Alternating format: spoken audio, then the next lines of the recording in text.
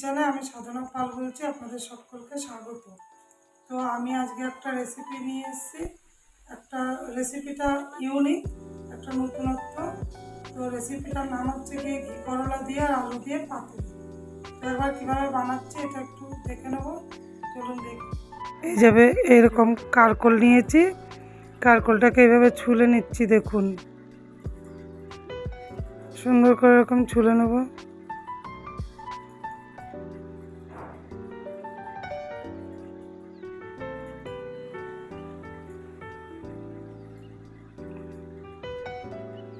এবার দেখো, এবার এটাকে 4 টুকরো করব।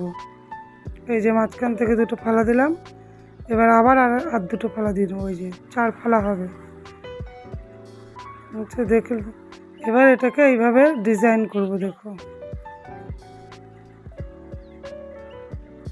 এরকমভাবে ডিজাইন করে নেব। খুব সুন্দর লাগে এটা খেতে, এভাবে রান্না করলে। খুব সুন্দর ইউনিক একটা রান্না কিন্তু এটা। এই যে এইভাবে ডিজাইনটা করছি।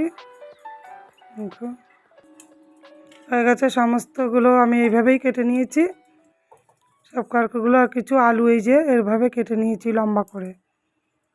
কেটে নিয়ে এগুলোকে জলে ধুলাম। এবার লবণ আর একটু হলুদ মেখে নিলাম।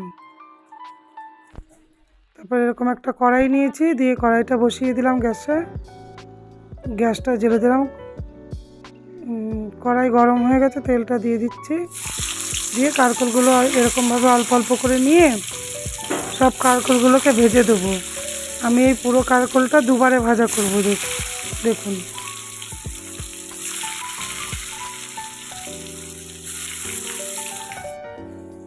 তারপরে সর্ষে আর কাঁচা লঙ্কা এটাকে আমি মিক্সিতে দিয়ে পেস্ট করব। ওইদিকে ভাজা হচ্ছে, এদিকে এটা পেস্ট করে নেব। হয়ে গেছে আমার পেস্ট করা। এবার একটা এরকম ছাঁকনির দ্বারা এটাকে ছেঁকে নেব। সর্ষে আর কাঁচা লঙ্কা দিয়ে বেটেছি, এটা এইভাবে ছেঁকে নিলাম। এদিকে এটা ভাজা হয়ে গেছে। দেখুন সব ভাজা কমপ্লিট হয়ে গেছে কারকোলটা।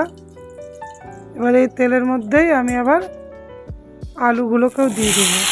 দিয়ে আলুগুলোকে একটু লাল লাল করে ভেজে নেব। হয়ে গেছে আলুটা ভাজা, এবার তুলে নিচ্ছি। দেখুন লাল করে ভেজেছি আলুটা,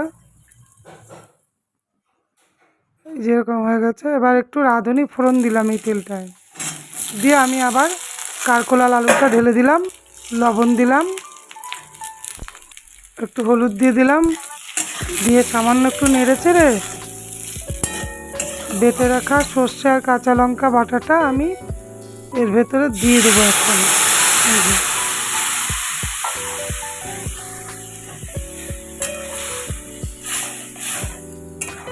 দিয়ে এভাবে একটু নেড়ে চেড়ে ঢাকা দিয়ে দেবো।